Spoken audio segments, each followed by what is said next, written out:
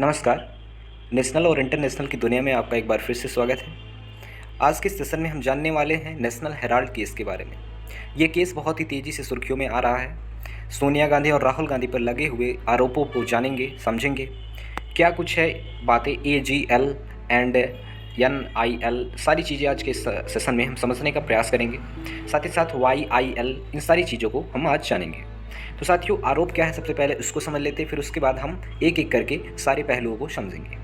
सबसे पहले आरोप ये लगाया गया है सोनिया गांधी और राहुल गांधी के ऊपर कि AJL ने नेशनल हेराल्ड, नवजीवन और कौमी आवाज़ समाचार पत्रिका का प्रकाशन कर रहा था, जिसको इन दोनों ने खरीद लिया, या कह लीजिए इनके शेयर्स को खरीद लिया। पहली आरोप ये लगाई गई है। और जो शेयर्स खरीदे गए उनमें बाकी और भी शेयर होल्डर थे जिनको उनकी शेयर्स नहीं मिले। दूसरी बात क्या है, 2010 में AJL की होल्डिंग सोनिया राहुल गांधी के प्रभाव वाली YIL को ट्रांसफ़र हुई थी। दूसरा आरोप है। और आरोपों के क्रम में तीसरा आरोप सोनिया और राहुल पर AJL को गलत तरीके से अधिग्रहित करने का आरोप लगाया गया है। तो अब इसमें 3-4 चीज़ें ऐसी आ जा रही हैं जो कि हम लोगों को समझ में नहीं आ रहा है। तो AJL क्या है, YIL क्या है, सारी चीज़ों की हम चर्चा अब शुरू करते हैं। तो साथियों, बात है सबसे पहले समझने की कि हम नेशनल हेराल्ड क्या है इसको समझें। तो नेशनल हेराल्ड को समझने की प्रयास करते हैं। देश के पहले प्रधानमंत्री कौन थे आपके? पंडित जवाहरलाल नेहरू जी। बात है 1937 की, जब एसोसिएटेड जर्नल लिमिटेड यानी AGL, अच्छा अब ये AJL है क्या, एसोसिएटेड जर्नल लिमिटेड का गठन किया गया था। और इसका गठन केवल नेहरू जी ही नहीं बल्कि बहुत सारे स्वतंत्रता सेनानी, जैसे करीब 5-6 हज़ार, यहाँ पे डाटा में कहा गया है कि 5,000 स्वतंत्रता सेनानी इसमें शामिल हुए थे। जिसमें से इस समाचार पत्र का उद्देश्य ये था कि अंग्रेजी में, मतलब अलग अलग भाषाओं में समाचार पत्रों का हम प्रकाशन करेंगे, जिसमें से अंग्रेजी में नेशनल हेराल्ड, हिंदी में नवजीवन और उर्दू में कौमी आवाज़ समाचार पत्र प्रकाशित हुए। साथियों, AGL के गठन में केवल नेहरू की भूमिका नहीं थी, इस पर बहुत लोगों की भूमिका थी और बहुत लोगों की मालिकाना हक भी थी। करीब 5,000 स्वतंत्रता सेनानी इसको सपोर्ट करते थे। वहीं इसके शेयर होल्डर भी थे। बात आती है 90 के दशक की। जब 90 के दशक में ये कंपनी AGL घाटे में आने लगी तो 2008 में ऐसा पाया गया कि करीब 90 करोड़ रुपए का ज़्यादा कर्ज इस पे आ गया है। तब AJL ने फैसला किया कि अब समाचार पत्रों का प्रकाशन नहीं किया जाएगा और अखबारों का प्रकाशन बंद करने के बाद AJL प्रॉपर्टी बिजनेस में उतरेगी। साथियों, ये बात हो गई नेशनल हेराल्ड क्या है, समझ में आ गया। अब आगे हम समझते हैं विवाद कहाँ से शुरू हो गया इसके केस में। तो बात है 2010 की, जब AJL के करीब 1057 शेयर होल्डर्स थे और घाटा होने पर इसकी holding young India limited, that is YIL, किसकी कंपनी है ये YIL? ये कंपनी है आपकी राहुल गांधी और सोनिया गांधी की। इसको ट्रांसफ़र कर दी गई। यंग इंडिया लिमिटेड की स्थापना 2010 में ही हुई थी और इसमें तत्कालिक जो यहाँ के महासचिव या कह सकते हैं डायरेक्टर थे वो राहुल गांधी थे। और कंपनी में 76% का होल्डर जो शेयर्स जो था वो राहुल गांधी और उनकी मम्मी सोनिया गांधी के पास था। वहीं करीब 24 दैट इज़ 24% कांग्रेस नेताओं मोतीलाल वोरा, ऑस्कर फर्नांडिस, जिनका निधन हो चुका है आज की डेट में, इनके पास था। तो शेयर ट्रांसफ़र होते ही AJL के शेयर होल्डर सामने आ गए। AJL शेयर होल्डर सामने आ गए, इसका मतलब मैंने आपको पहले ही बताया कि AJL जो था इसमें केवल और केवल ये नेहरू ही नहीं थे, बाकी बहुत सारे और भी थे, और भी लोग इसके शेयर होल्डर्स थे। तो फिर जैसे ही कंपनी बिक गई दूसरे को, YIL को, तो और भी लोग यहाँ पे निकल करके चले आए कि मेरा भी शेयर चाहिए, क्योंकि मेरा भी शेयर हुआ करता था। उसमें से कुछ लोग का मैं नाम आपको सामने पढ़ रहा हूँ, जिसमें से पूर्व कानून मंत्री शांति भूषण, इलाहाबाद और मद्रास उच्च न्यायालय के पूर्व मुख्यमंत्री मार्केंडे काटजू सहित कई शेयर धारकों ने आरोप लगाया कि जब YIL ने AJL का शेयर खरीदा या फिर अधिग्रहण किया तब उन्हें कोई नोटिस नहीं दिया गया और शेयर ट्रांसफ़र करने से पहले शेयर होल्डरों से सहमति भी नहीं ली गई।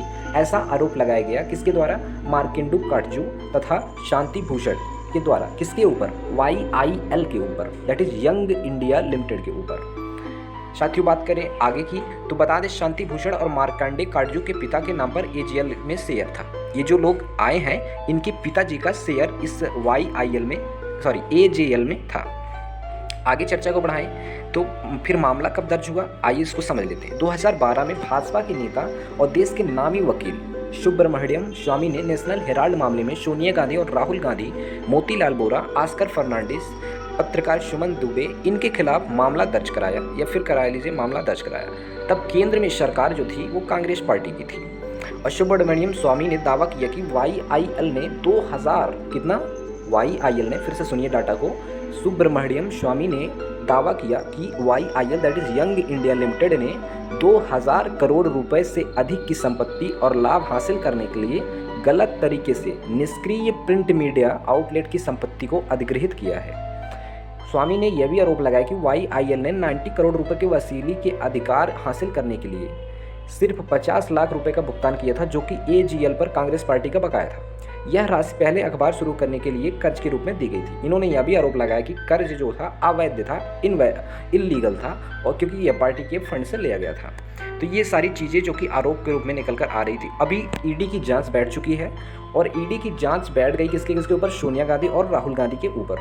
2014 में, ये आज ही नहीं बैठी है, ये बात है 2012 से चली आ रही है। 2014 में जब केंद्र में भाजपा की सरकार आई तो मामले की जांच प्रवर्तन निदेशालय दैट इज ईडी ने शुरू करा। अब मामले में सोनिया गांधी और राहुल गांधी पर कार्रवाई की तलवार लटकने तो लगी थी। ऐसे में दोनों कोर्ट पहुंच गए, दोनों लोग कोर्ट पहुंच गए, ठीक है। 19 दिसंबर 2015 को निचली अदालत दैट इज उच्च न्यायालय में मामले को दोनों को जमानत दे दी थी, लेकिन 2016 में सुप्रीम कोर्ट ने उनके खिलाफ कार्रवाई रद्द करने से इनकार कर दिया, और पांचों आरोपियों में से कौन? सोनिया गांधी, राहुल गांधी, मोतीलाल वोरा, ऑस्कर फर्नांडिस और सुमन देव को व्यक्तिगत उपस्थिति से छूट दी थी। कौन दी था? सुप्रीम कोर्ट ने दिया था। चलिए आगे देखते हैं। सरकार की कार्रवाई भी तय की गई। वो कार्रवाई क्या क्या हुई उसके बारे में थोड़ी हम जानकारी ले लेते हैं। 2018 में केंद्र सरकार ने 56 साल पुराने अस्थायी पट्टे को समाप्त करने का फैसला किया। ये जो 56 साल पुराना केस चला आ रहा है, इसको समाप्त करने का फैसला लिया गया 2018 में। इसके अलावा हेराल्ड हाउस परिसर में AJL को इस आधार पर बेदखल करने का फैसला किया कि AJL कोई प्रिंटिंग या पब्लिकेशन गतिविधि नहीं कर रहा है, जबकि इसकी काम के लिए बिल्डिंग को 1962 में आवंटित किया गया था।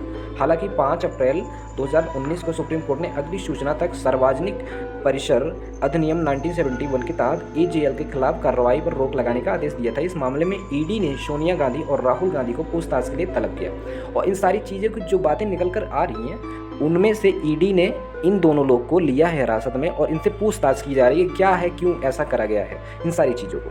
तो आशा करता हूँ आपको सारी चीज़ें समझ आई होगी। क्या गिरफ्तार हो सकते हैं राहुल गांधी? देखिए अभी मामला पूछताछ चला जा रहा है, जैसे कुछ एविडेंस मिलते हैं इनके खिलाफ तो कार्रवाई होगी। जैसे कुछ कार्रवाई होती है हम आपके साथ वीडियो लेके हाजिर होंगे और सारी चीज़ें विस्तार से फिर से एक बार समझाने का प्रयास करेंगे। आशा करता हूँ कि आज की ये वीडियो आपको समझ में आई होगी। क्या है नेशनल हेराल्ड का मामला, ईडी ने क्यों राहुल गांधी और सोनिया गांधी को लिया है। अच्छा, अगर नहीं समझ में आया तो एक बार फिर से समझने का प्रयास करते हैं, एकदम ब्रीफ में समझने का हम प्रयास करते हैं। साथियों, नेशनल हेराल्ड मामला एक ऐसा मामला है कि 1937 में AJL एक कंपनी थी, जो कि कंपनी पत्रकार या समझ लीजिए क्या करती थी, अखबार छापती थी AJL। तो अखबार छापते छापते वो एकदम घाटे में डूब गई, और जो घाटे में डूबी तो उसमें बहुत सारे शेयर होल्डर्स थे। तो जब घाटे में डूबी तो 2010 में राहुल गांधी ये कंपनी है YIL, इसने इनका खरीद लिया शेयर, और जब शेयर खरीद लिया तो बचे हुए जो और भी शेयर होल्डर्स थे उन्होंने आरोप लगाया, उन्होंने केस इनके फाइल किया कि इन्होंने हमको बिना बताए जो है उसको खरीद लिया और कम पैसे में खरीदा। तो यही सारी चीज़ें हैं नेशनल हेराल्ड मामला। अब आशा करता हूँ आपको सारी चीज़ें समझ आई होंगी। तब तक के लिए धन्यवाद, मिलते हैं एक नेक्स्ट वीडियो में। धन्यवाद।